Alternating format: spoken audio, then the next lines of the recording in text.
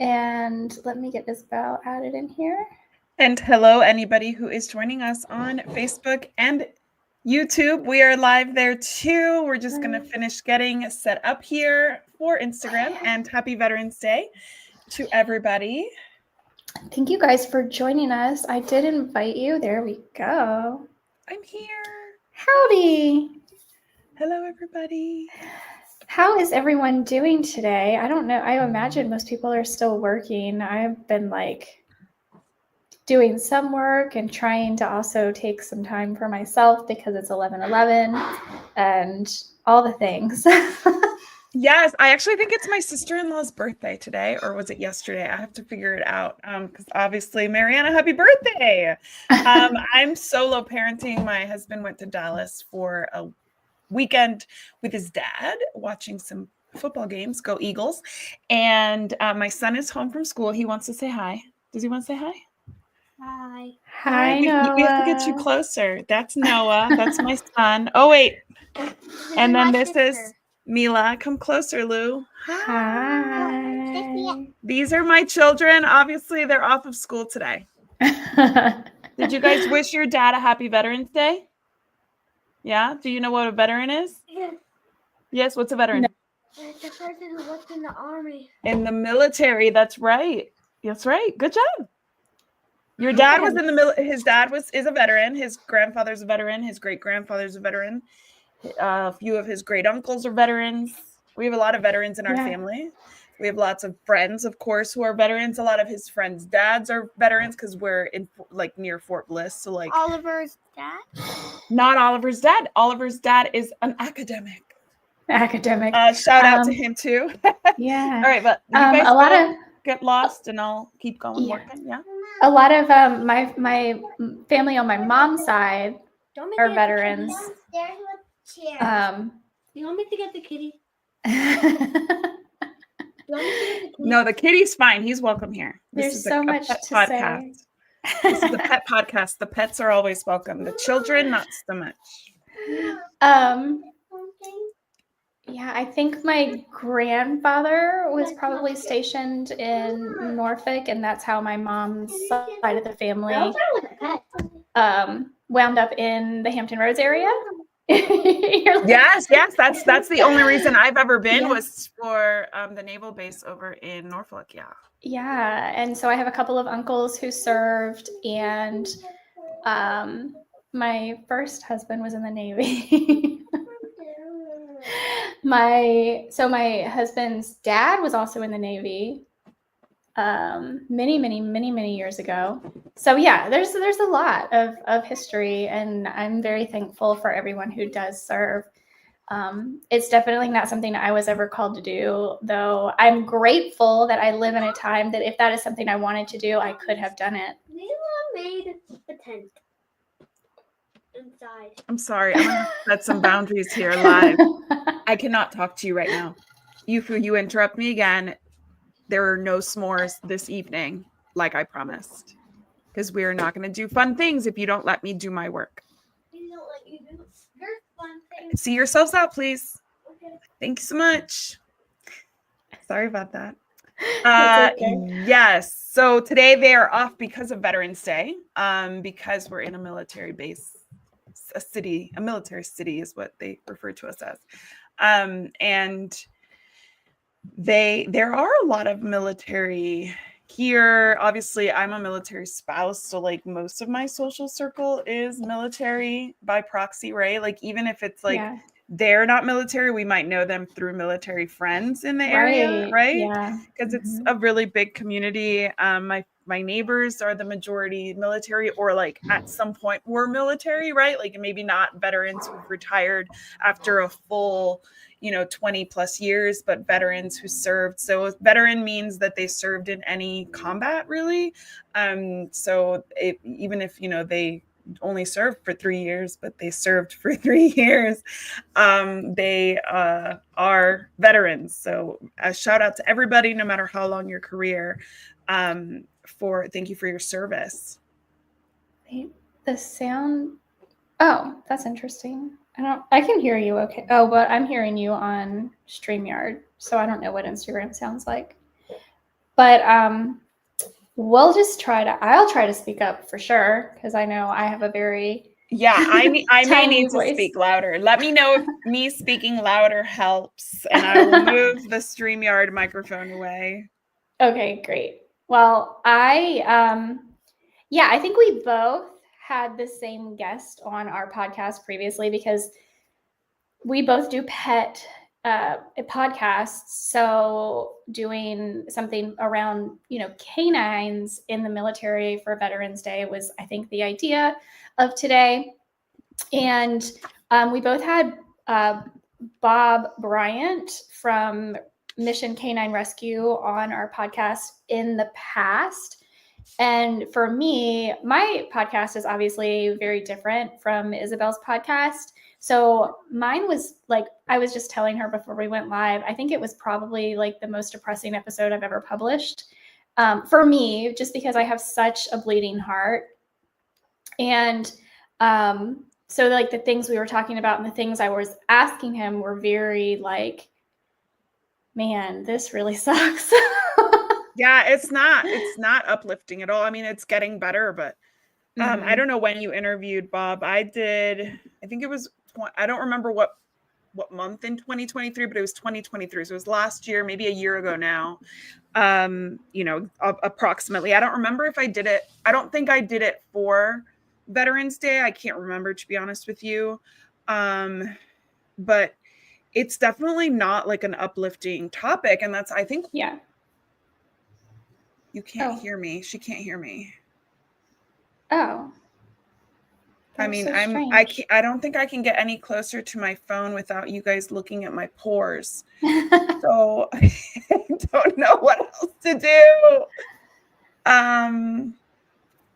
Faint. And I'm not a low speaker, so, and it's not covered in any way, at least I don't think it is. So I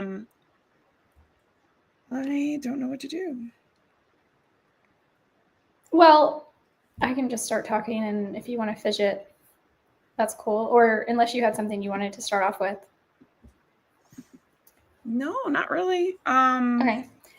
So some of the things that I pulled up about military working dogs specifically is that they were originally, so they were unofficially used in World War One.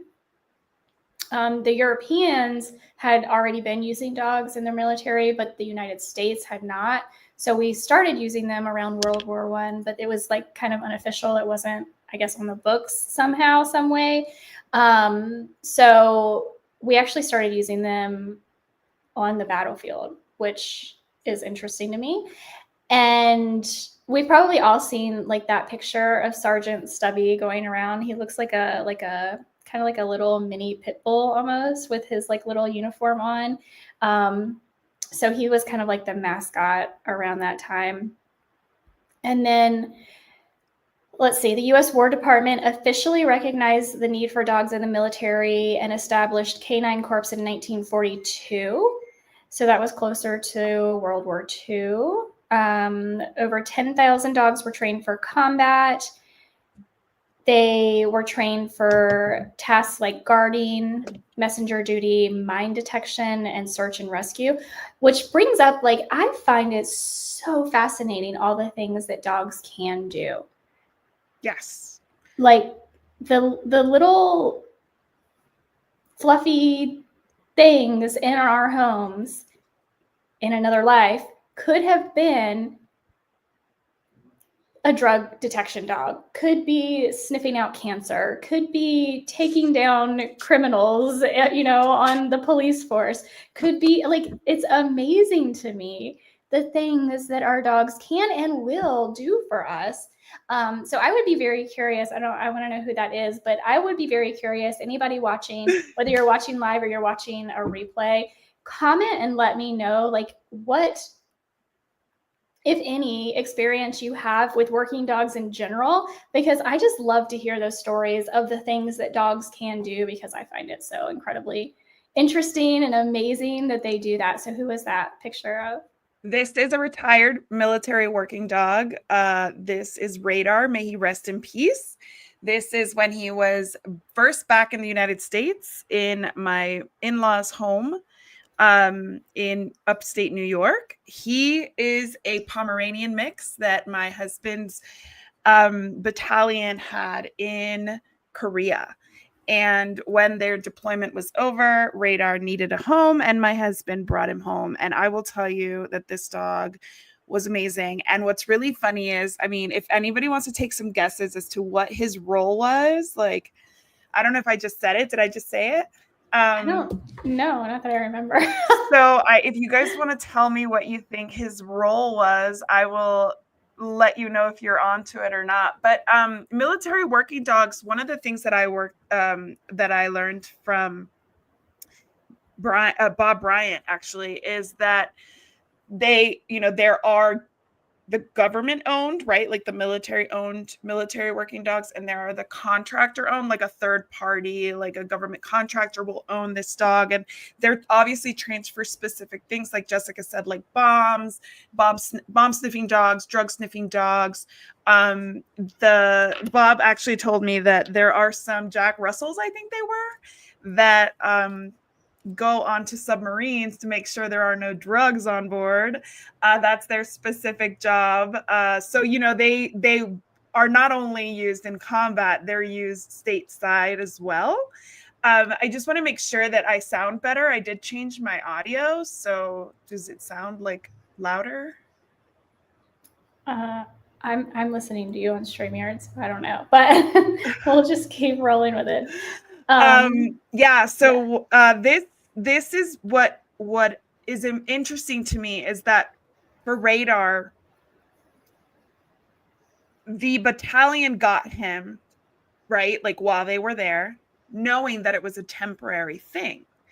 And most of these dogs have like 5 handlers in their life. So it's not necessarily like a very stable job. And they work really, really hard. So they have physical, mental, emotional injuries by the time they're done serving. Radar, in his case, was brand new puppy, I think bought from a breeder over there. I don't know the history. My husband doesn't remember. He was sold as a Korean Jindo, which is like a national treasure for the South Koreans. He is not a Korean Jindo. He was not. He's no longer with us, but he was a whole 11 pounds, and Korean Jindos tend to be pretty big dogs.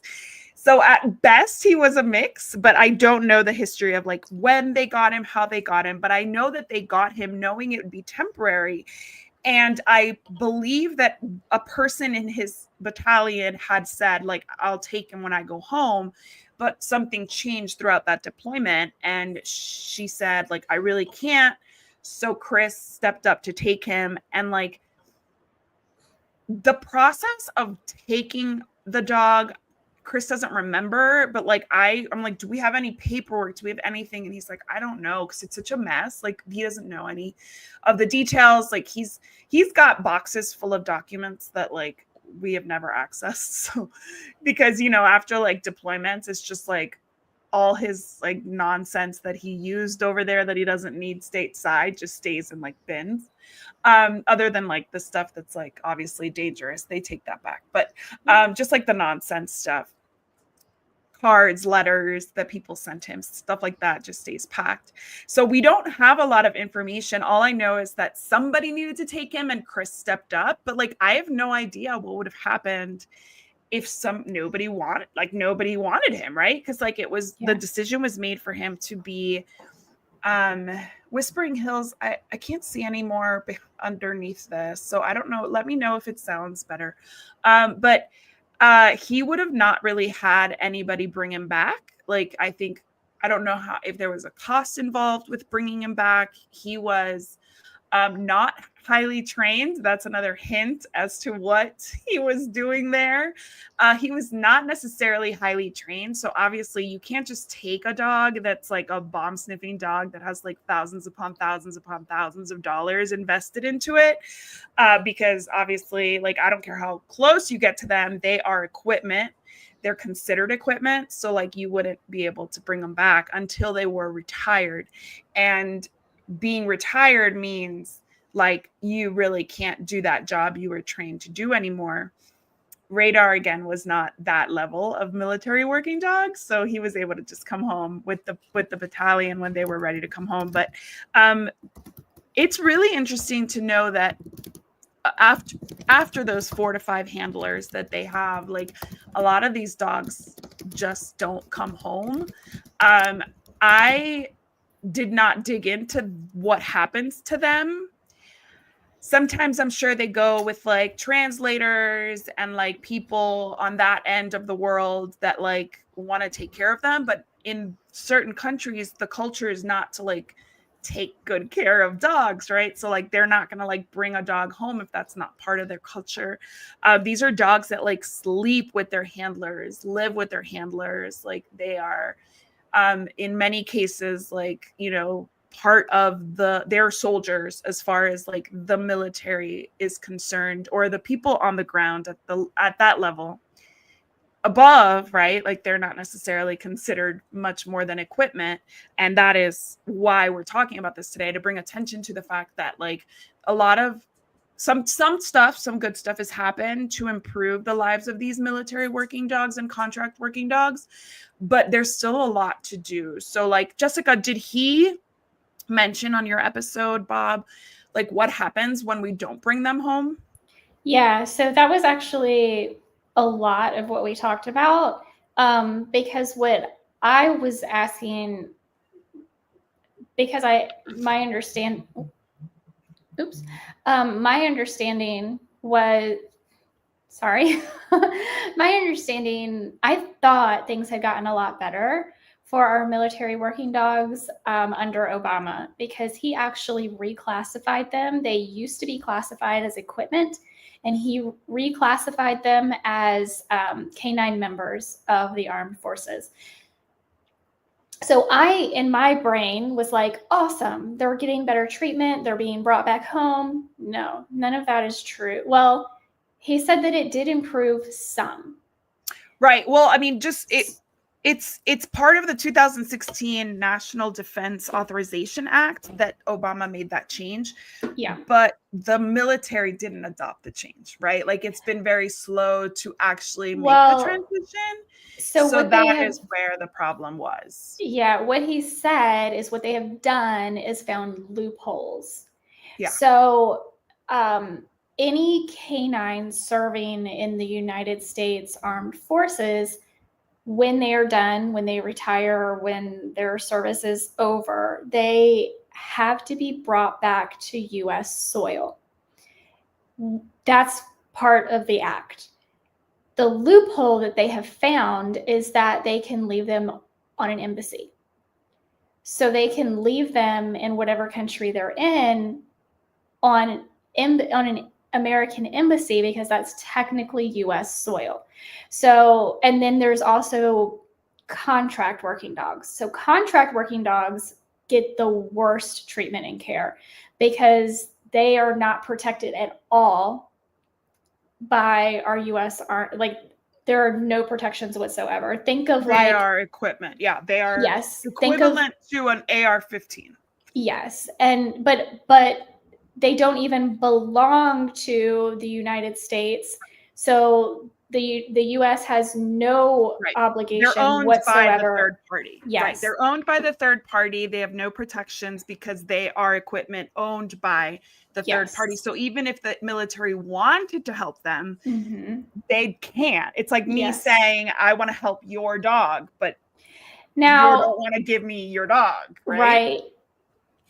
The thing, so it's kind of a back and forth. So if you have a canine who is working for the United States Armed Forces as a member of the armed forces, yes, they can be left on an embassy, like US soil, on an embassy at any country around the world.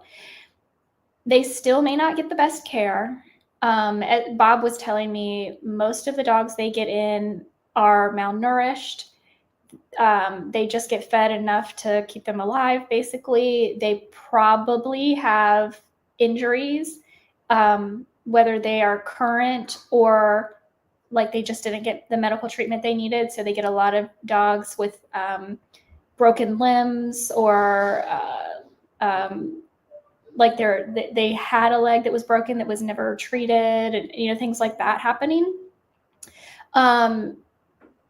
Now, the thing with the contract working dogs is that, yes, they are absolutely treated the worst while in service because they are not owned by the United States Armed Forces. So they don't get cared for necessarily by the United States Armed Forces.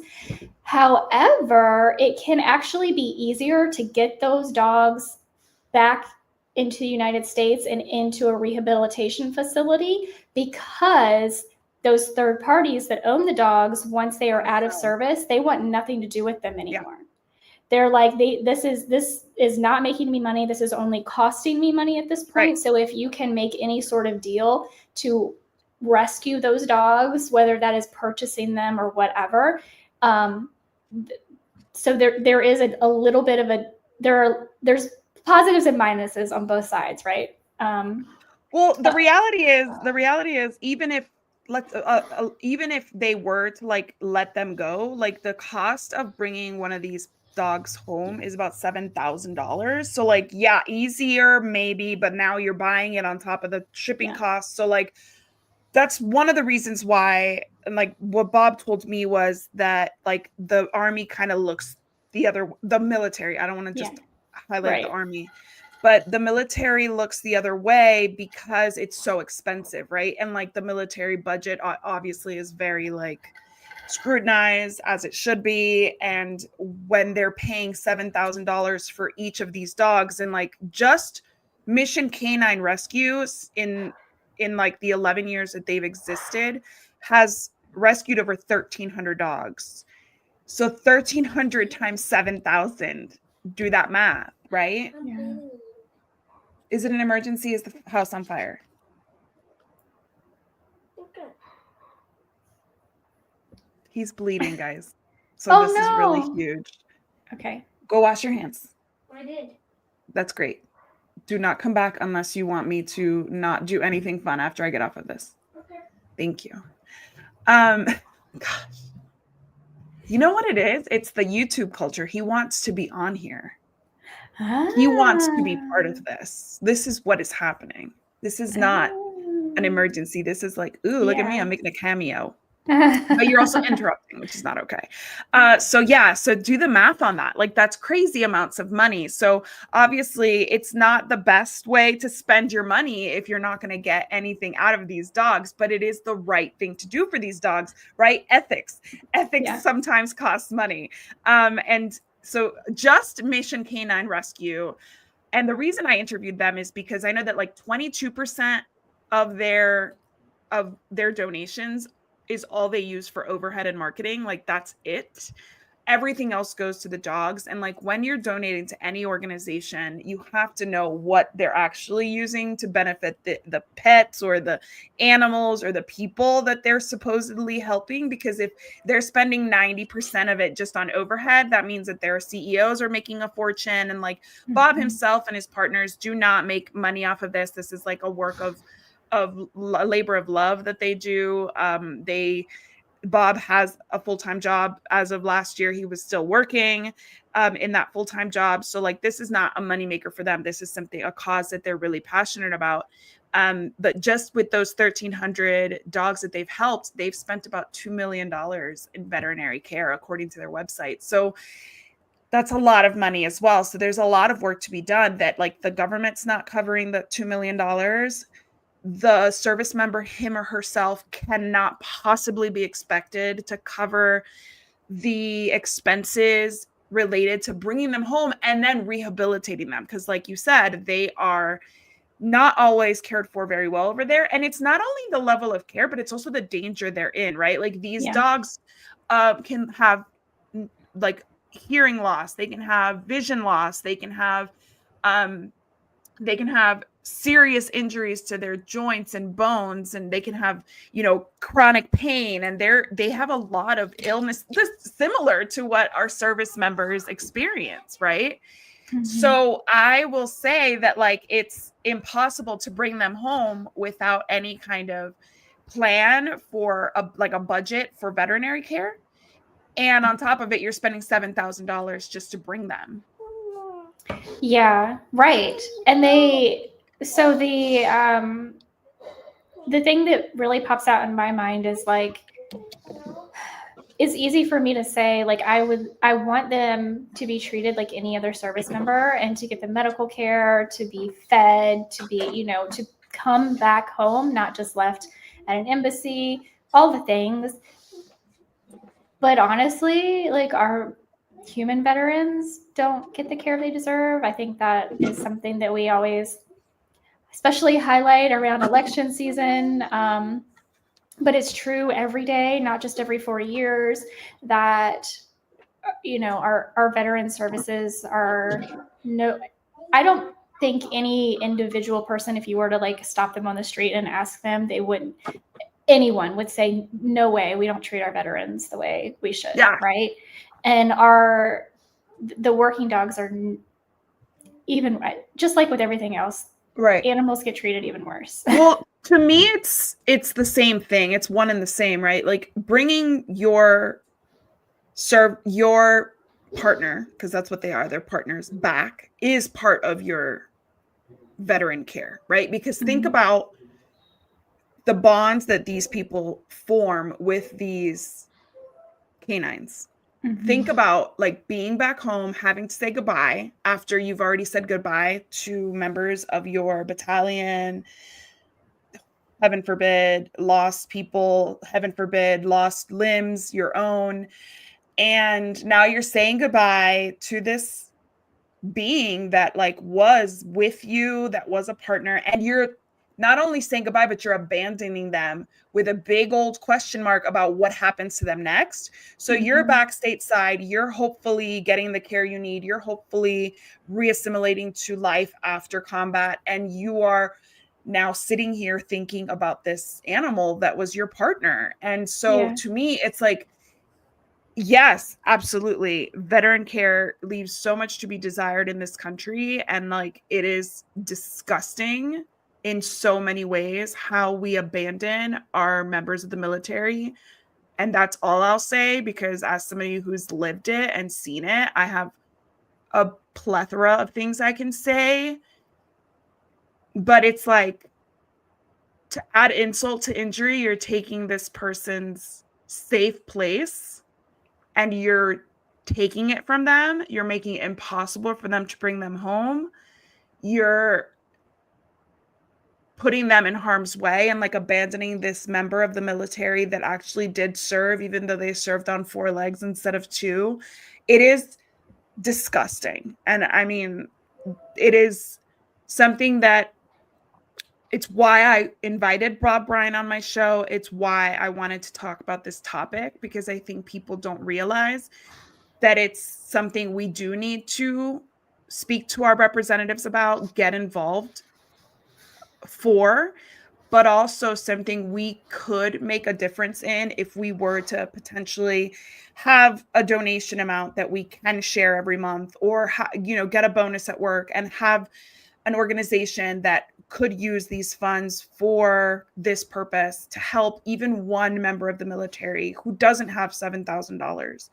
And conflicts are not going away, right? Like, we are not necessarily in the midst of peacetime. On the contrary, we're all concerned about World War III. So like the military budget's only going to get tighter. The military distractions are going to get bigger, right? Because I mean, if you ask anybody in the military, they'll probably tell you they have bigger fish to fry, right? Like, how about the humans? And I get it, totally get it. But like, this should be part of that plan, and that process is including these animals who served, who have connections with these members of the military. And if not for the animal, do it for the member of the military, the service member who needs to know that this partner of his or hers is home safe or is somewhere safe, even if they can't potentially take them, because like not every service member is in the position to take one of these animals that needs rehabilitation, but at least know that they can have some closure for this animal being cared for until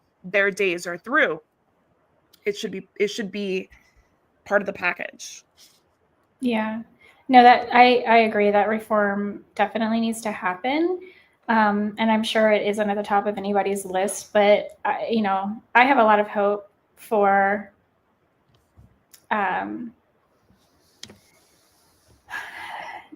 maybe not in the next couple of months, but moving forward with reining in some government spending and maybe being able to reallocate funding in places that the American people actually care for it to go, and having a strong military. I mean, whatever your political beliefs are, like that's not what I'm trying to get into right now, but the reality is, and I know you talk about this a lot, is that, and we talked about this last week, that America is like we kind of set the pace for a lot of the world. And it's a big responsibility that us as individuals who are just citizens who just live here, we don't even really know what that means a lot of the time. It's really easy to take that for granted, but having a strong military puts us in a position to set that pace for the rest of the world that, yeah, we're not, hopefully, depending on the leadership, not interested in starting wars around the world that we're gonna Yeah. hopefully. It's always, for me, my mom taught me that charity starts at home, and like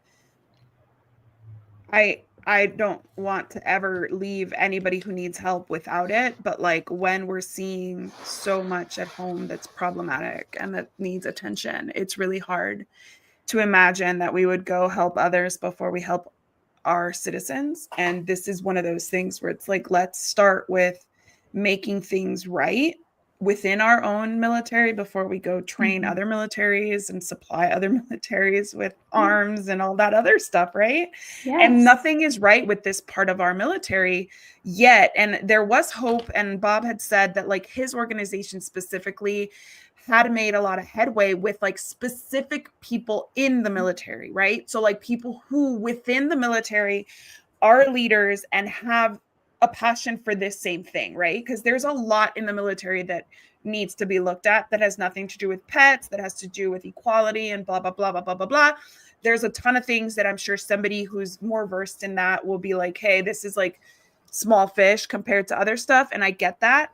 But like, it's really what it comes down to, like, we do the things that like speak to our hearts, right? Like we get involved in what like moves us and the things that matter to us. And there are people within the military that are moved by this topic and who are partnering with like Mission Canine Rescue and are, working together with them to make it easier, right? Because there's a lot of bureaucracy, a lot of red tape, even when you have everything lined up. Even when everybody's on the same page, there's still a lot of stuff that has to happen, especially if it's a highly trained animal. You need to make sure that it's going in the right hands, blah, blah, blah, all that stuff. And I'm not ignorant to that fact. But if organizations like Mission Canine Rescue can get to the military themselves, right, like can work together with, then we can see a lot more progress. We can see these pets being reunited. So of the 1,300 dogs that Mission Canine has rescued, and by rescued, it pretty much means brought back to the U.S., 670 plus have been reunited with one of their handlers. So maybe it's not the last handler that they had, but it's one of the handlers they had, somebody who, knows them and can take care of them, who's committed to taking care of them. So that's, less than half. So not every handler is going to be able to take the pet. Maybe they're not even living in the United States. Maybe they're out of the continental US. All of that stuff plays a part. And sometimes these people's family lives are not going to, be ideal for a, bomb sniffing dog to retire in, right? Like if they're if there's little kids screaming, maybe like, some dogs are going to be super sensitive to that. So it's not always a match. But regardless, 670 have been reunited, and the rest of them have been placed in homes where the person is trained to take care of them, where the person has the ability, financial and otherwise, to rehabilitate them. So the rehabilitation can be anything from like acupuncture for chronic pain to, like any kind of emotional training and medication for emotional stuff that they might have going on. Like I mean, they could run the gamut from anything. These dogs are literally in combat. Like they could be amputees. There's a lot that they can be recovering from, and they're not necessarily easy dogs. These are dogs that are working dogs that are used to being pretty independent, actually, right? Like pretty much like running the show, doing their thing, having cues that they know how to follow. And then like, they're not always going to be easy to kind of like bring home and just like put on a couch. Right. So like, Mission Canine Rescue really does a good job of like matching them. I know they have a ranch in Houston. They're based out of Houston, and they like really work with the dogs to make sure that they know what they need first before placing them. And all of that costs a lot of money. Like a ranch costs money, experts cost money, medications cost money, acupuncture costs money, whatever it is that they're doing costs money. So to me, it's like, we're not going to fix what's broken in the system for these dogs like overnight, even though if you're new to this and you want to write to your representatives, like I think it could be something that grassroots efforts really make a difference in. We haven't seen much progress since 2016 when, like Jessica said, Obama changed their classification to, members of the military, canine members of the military. But nothing has happened since. And even implementation has been slow. So even though that was signed into law, from the perspective of Mission Canine Rescue, it took a long time to get the military's buy-in to the change. And it's getting better every day. And obviously organizations like Mission Canine Rescue are to be thanked for that. And they're not the only one. They just happen to be the one that I personally support, because I really get a really great feel for Bob and his team and the purpose and like how conservative they are with their spending so they can really like make a difference in these animals' lives. And I like that it's a very grassroots when it comes to the marketing efforts, because like I said earlier, like, I mean, anybody can start a 501c3 and spend 90% of it on marketing, right? Spend 90% of their budget on marketing and grow it. But who are they helping other than themselves? Who knows? So if you guys know of any other organization that you're passionate about that helps military working dogs or contractor dogs, that's what we're talking about today. But even if they are just military adjacent, I would love to know about them. Tell us about them. Tell us why you support them and who they are, so we can too. Yeah, I love that. And I always like to try to look at like the bigger picture too, because I know, like you've said a couple of times now, that it's just not top priority, right? Like it's going to take a lot for our armed services to really make changes like that there are so many other things that may seem quote unquote more important in the grand scheme of things. But one of the things that I really try to take into consideration every single day with everything that I do, with everything that I try to support and put my time and energy into, is my belief, and I think we have seen this over and over again in so many different ways, is that trying to fix something from the top down doesn't work. You do have to start with the quote unquote small things. You do have to start with all the little things that it may seem like it doesn't take it like that's so unimportant. Why are you paying attention to that? Because if you're not paying attention to the little things, then the big things go out of control. You have to be paying attention to the little things. So while I very much appreciate that argument, I also don't think it's grounded.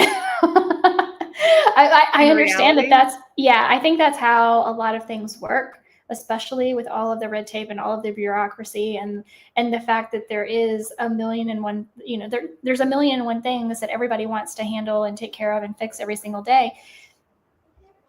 But it's just like anything else. I mean, even in I have been trying to tell myself the past couple of weeks, like in my home, I feel so overwhelmed with all of the things that I want and need to do in my home.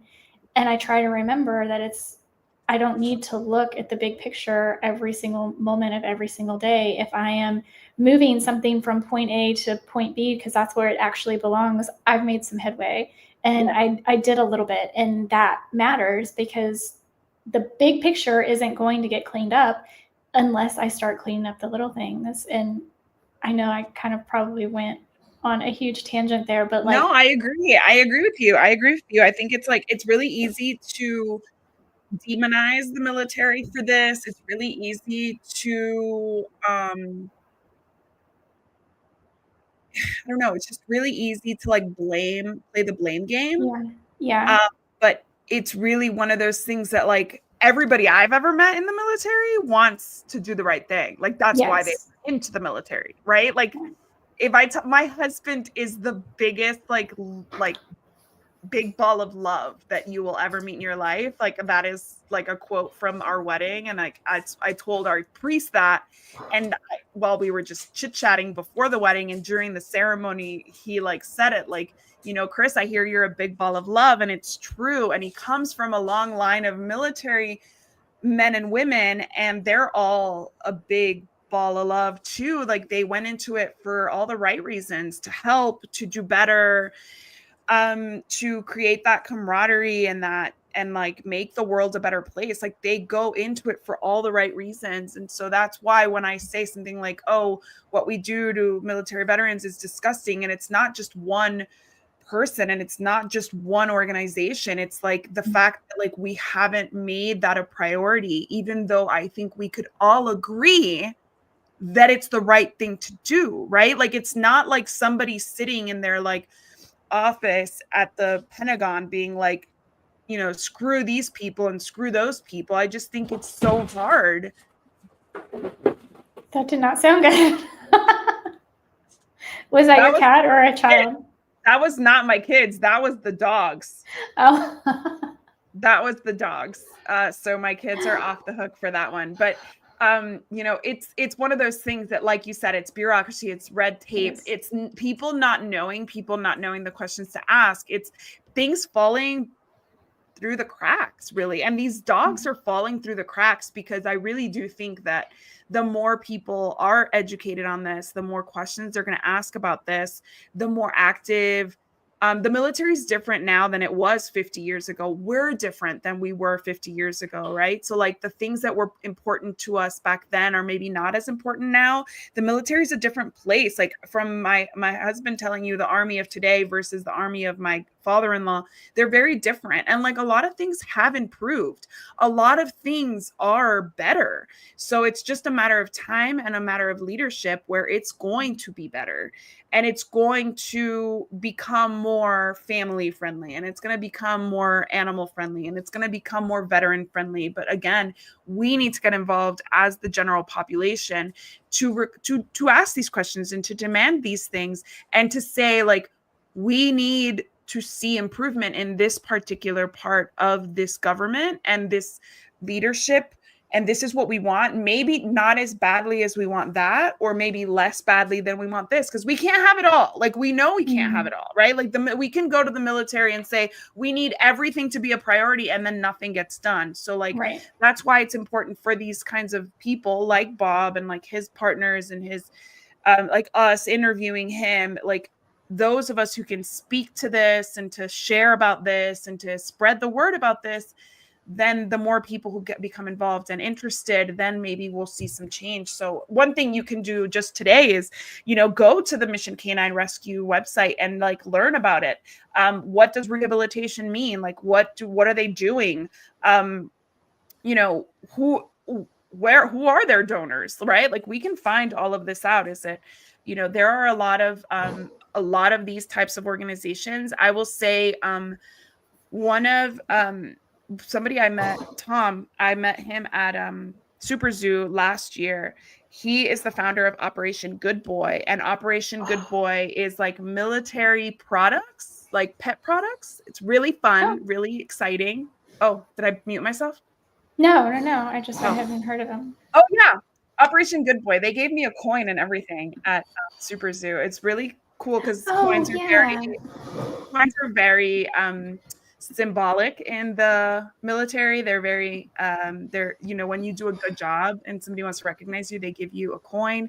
And so when I met him, he gave me an Operation Good Boy coin. They're really fun. Like, for me, obviously I have like a military sensibility because of my husband. And so they have like cool boxes, like the enlistment box, the boot camp box, the deployment box. And the reason I mention them is because they also donate to military dog groups, right? So they have a charity support branch, right? They are passionate about the military. Tom is a retired military. I think he was a lieutenant colonel, major. I can't remember.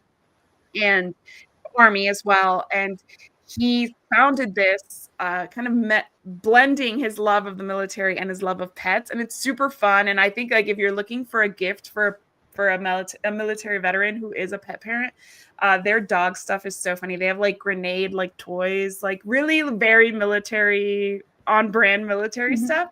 And they Tom Aiello is his name. He's the founder, and they do list some charities that they're working with on their website. And it's really important to like find the military people who are supporting these, so that, because you can kind of trust that they have done their homework and their due diligence, and that they have found people who are, like, worthy of their donations and their support.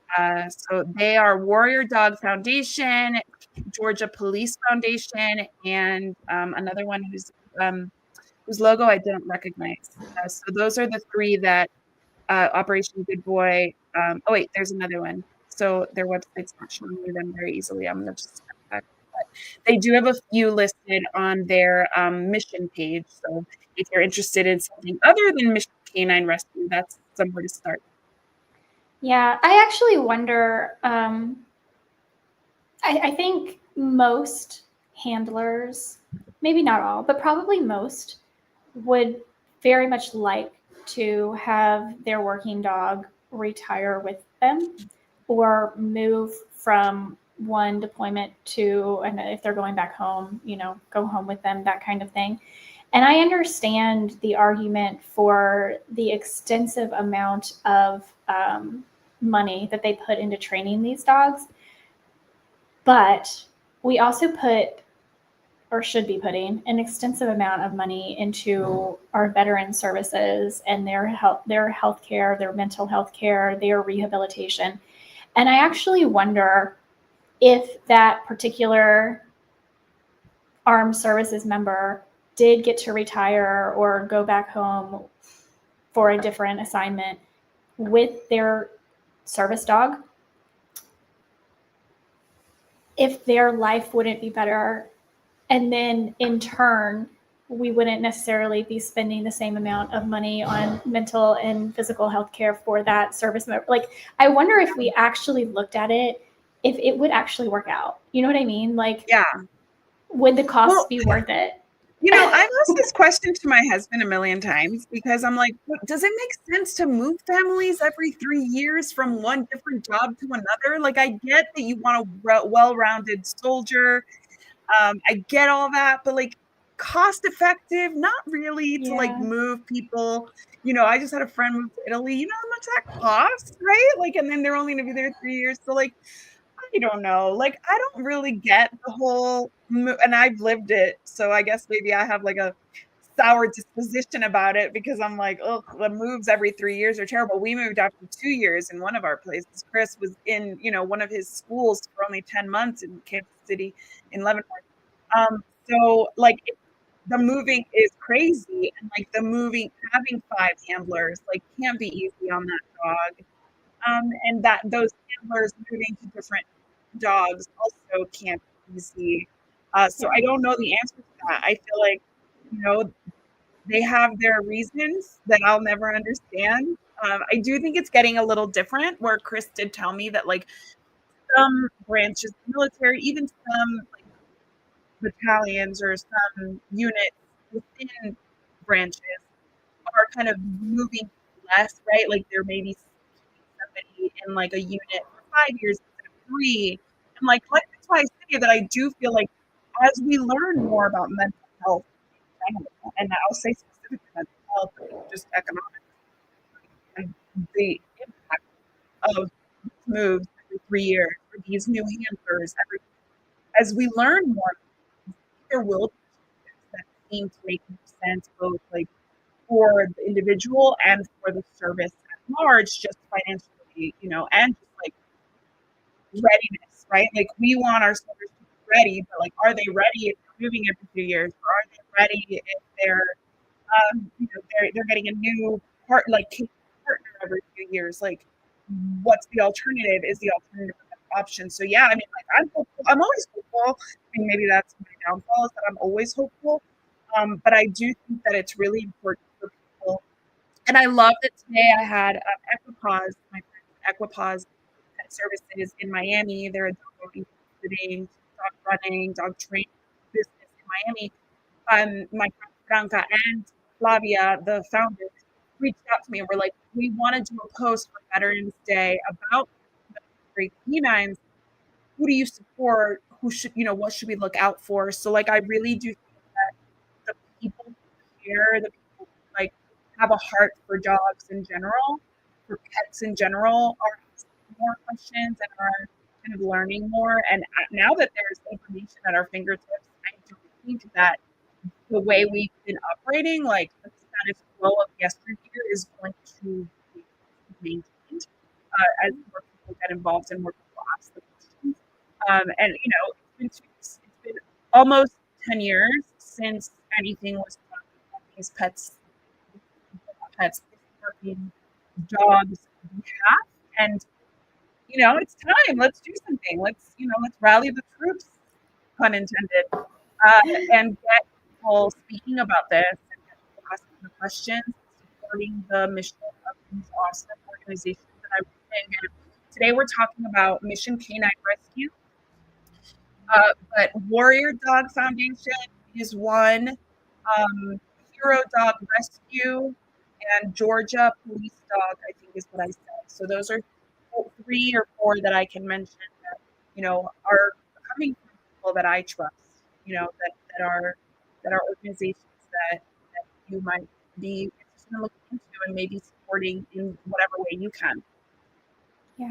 Yeah, for sure. So are your audio, or audio for Facebook and YouTube, is that through your headphones?